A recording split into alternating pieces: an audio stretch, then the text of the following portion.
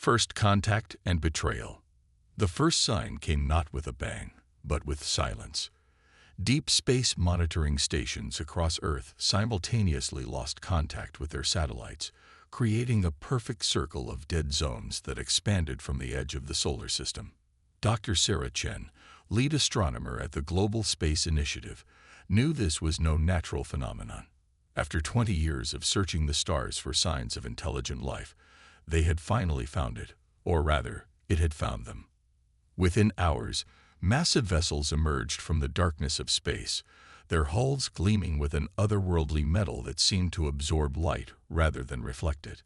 The ships of the Arcturus Empire, as they would soon identify themselves, moved with impossible grace for their size, each one larger than Earth's largest cities.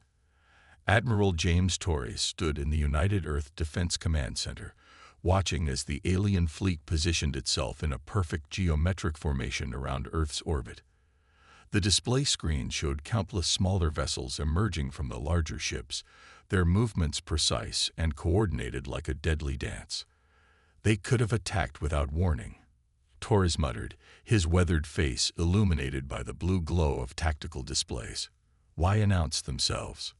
The answer came in the form of a transmission, broadcast simultaneously to every communication device on Earth. The message was clear, delivered in perfect English. People of Earth, we are the Arcturus Empire, guardians of galactic order. We come in peace, seeking to elevate your species to its rightful place among the stars. For 3 days, Earth's leaders engaged in diplomatic talks with the Empire's representatives. They spoke of cultural exchange, technological advancement, and a future where humanity would join a vast network of civilizations. The Empire's ambassador, a tall, elegant being with iridescent skin, promised to share technologies that would end disease, hunger, and environmental devastation. But Dr. Chen noticed something others missed.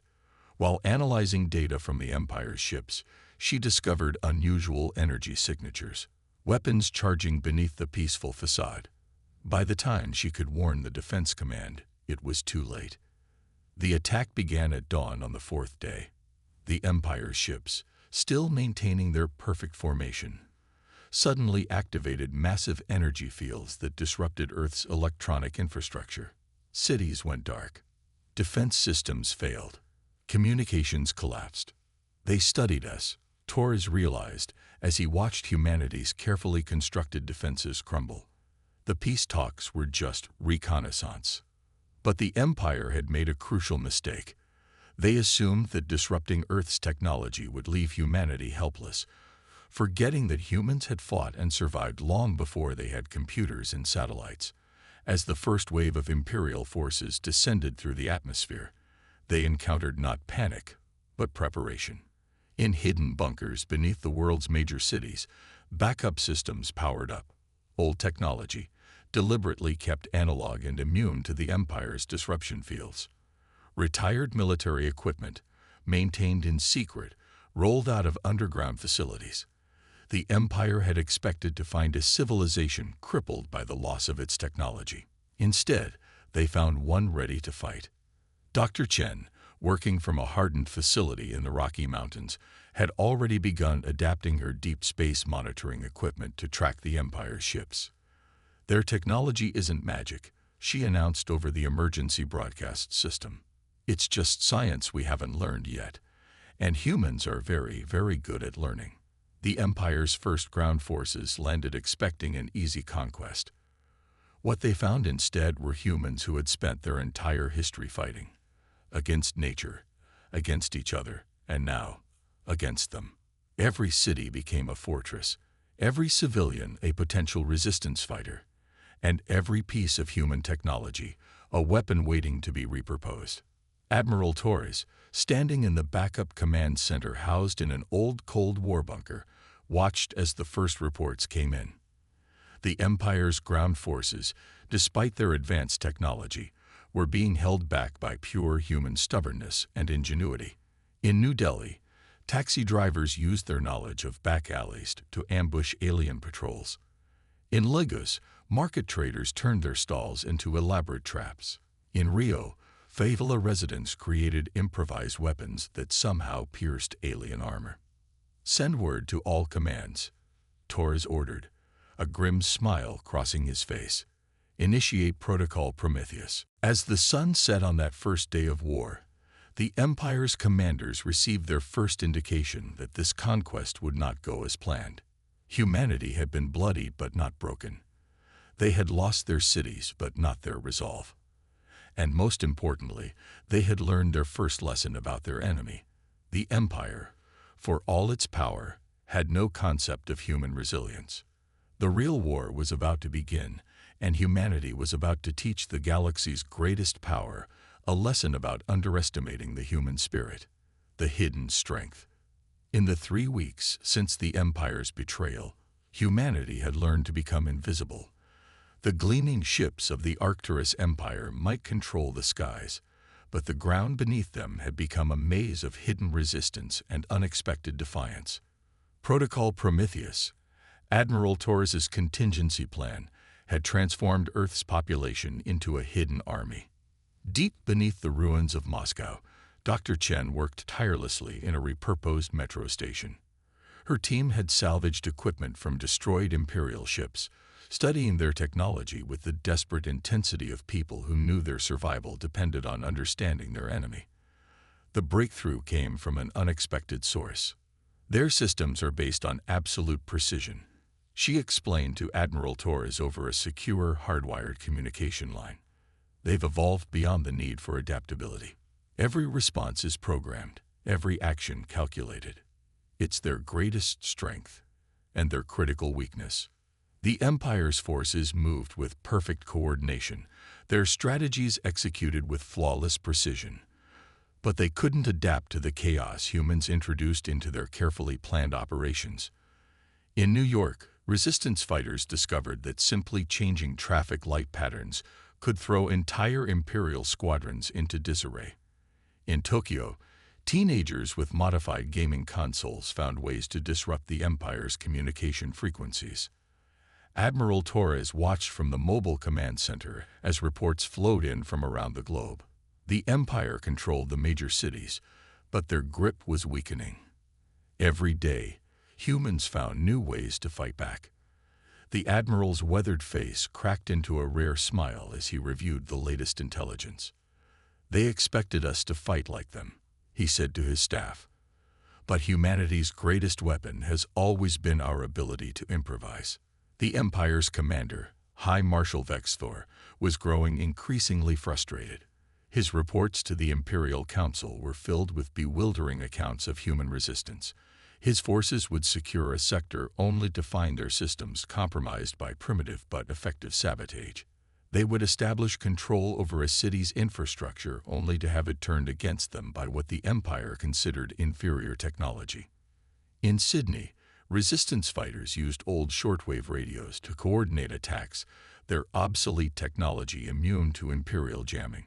In Cairo, archaeologists used their knowledge of ancient tunnel systems to move supplies and fighters right under the Empire's sensors.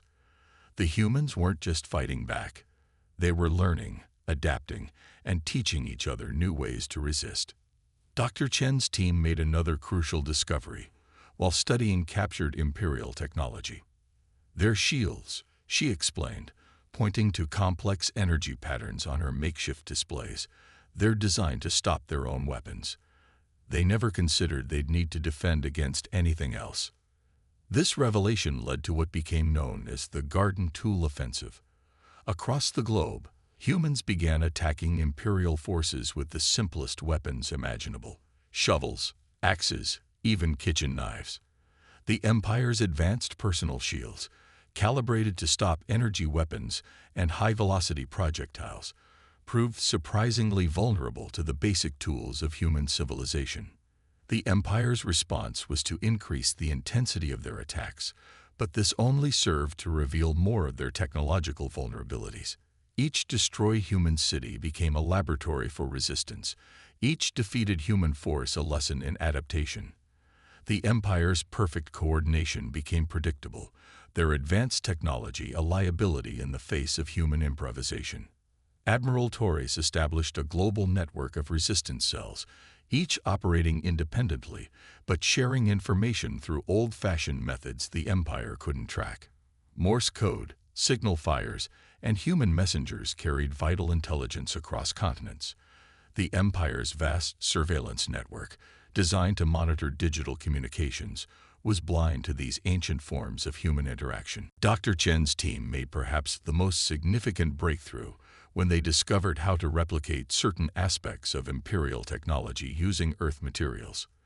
"They've forgotten the basics of their own science," she reported.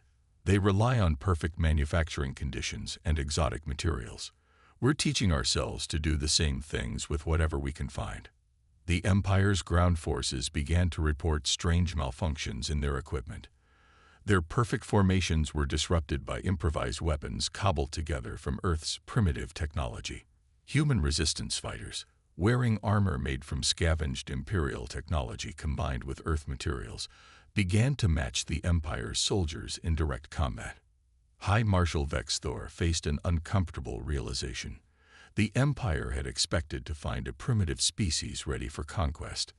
Instead, they had awakened something they didn't understand: humanity's infinite capacity for adaptation and innovation. His forces still held the tactical advantage, but for the first time in Imperial history, victory was not certain. As the war entered its second month, the Empire's commanders were forced to confront an uncomfortable truth. They had prepared for every possible response except the one they got: a species that refused to fight according to the rules of modern warfare, that treated every defeat as a lesson, and that seemed to grow stronger with every setback. The hidden strength of humanity wasn't in its technology or its military might. It was in its diversity, its adaptability, and its stubborn refusal to accept defeat. The Empire had started this war expecting a swift conquest. They were about to learn just how wrong they were. Turning the tides. The war entered its third month with a sound that shook the heavens. Above the skies of Buenos Aires, an Imperial dreadnought, one of the massive ships that had seemed invincible just weeks ago, split apart in a spectacular display of light and fire. It wasn't destroyed by advanced weapons or superior technology. Instead, a team of Argentine oil rig workers, led by former deep-sea engineer Maria Rodriguez, had figured out how to use underwater pressure vessels to create sonic frequencies that shattered the ship's crystalline power core. High Marshal Vex Thor watched the footage in disbelief. "Impossible," he muttered, his iridescent skin paling to a sickly shade. "They used industrial equipment to defeat our most advanced warship." The Empire's tactical analysts couldn't process what they were seeing. Their models had no framework for understanding a species that could turn mining tools into weapons of war. Admiral Torres seized the moment. "Launch Operation Thunderbolt." He commanded from the underground command center. Across the globe, resistance cells that had been gathering intelligence and preparing for months sprang into action. The Empire had grown accustomed to fighting an enemy that hid in the shadows. They weren't prepared for humanity's coordinated counterattack. Dr. Chen's research had borne fruit in unexpected ways. Her team had discovered that the Empire's shield technology, while incredibly advanced, operated on principles similar to Earth's noise-canceling technology.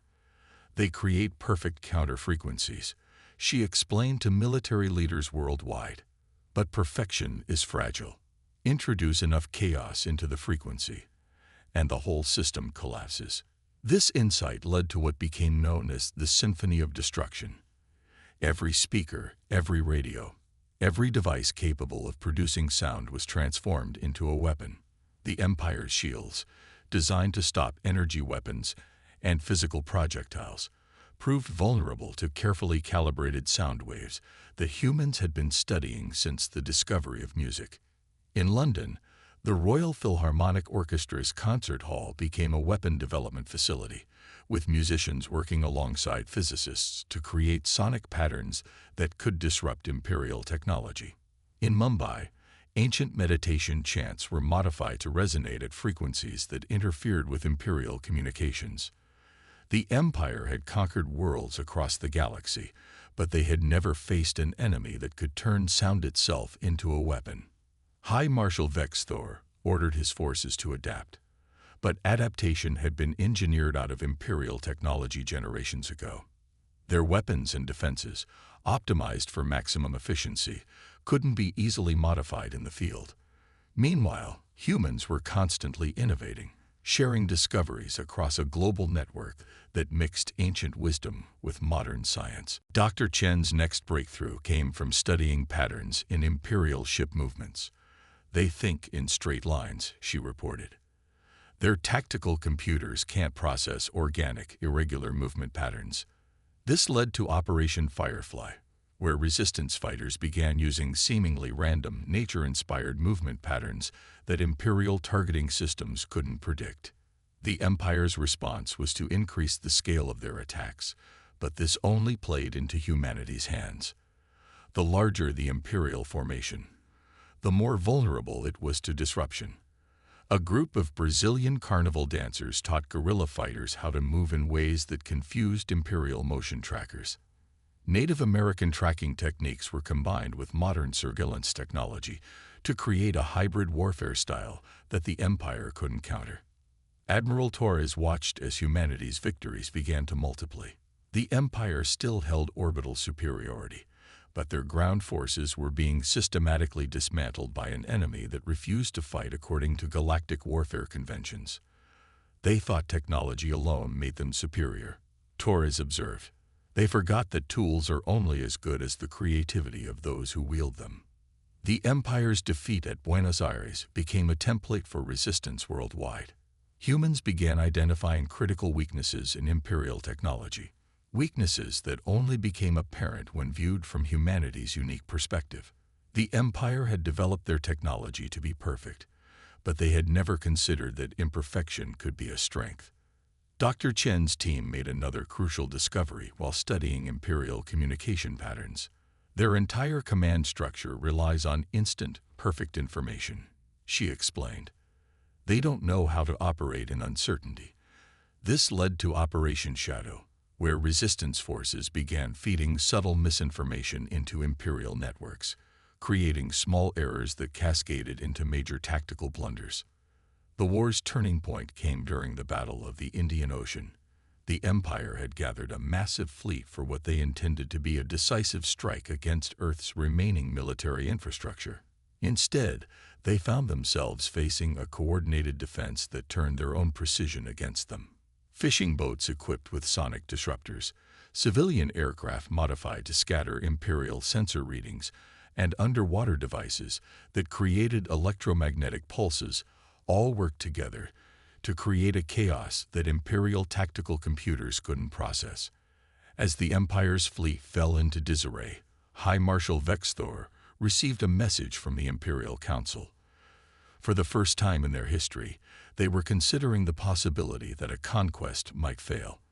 The humans weren't just resisting, they were pushing back, taking the fight to their invaders with a combination of primitive ingenuity and reverse-engineered technology that defied Imperial military doctrine. The tide had turned, but the war was far from over.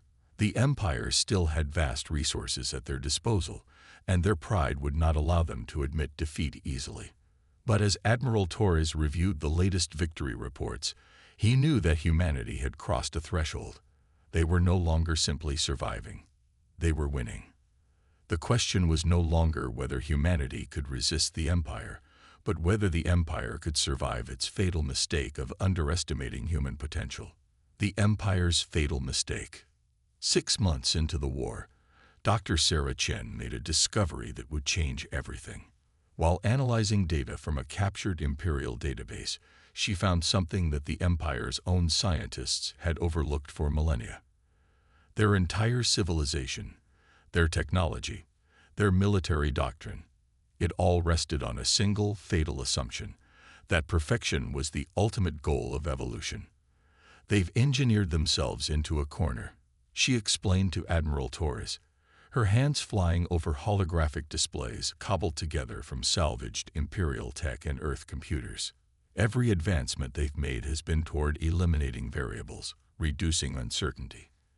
They've created a civilization that can't handle chaos, and that's exactly what humanity does best. The Admiral studied the data, his expression hardening as he grasped the implications. The Empire hadn't just made a tactical error in underestimating humanity. They'd made a philosophical one. Their entire approach to warfare, to technology, to existence itself, was fundamentally flawed when faced with human unpredictability. High Marshal Vexthor was beginning to understand this truth as well, though the realization filled him with dread. His forces, once considered the pinnacle of military perfection, were being systematically dismantled by what the Empire had dismissed as primitive chaos. Every attempt to impose order was met with increasingly effective resistance that seemed to emerge from nowhere and everywhere at once.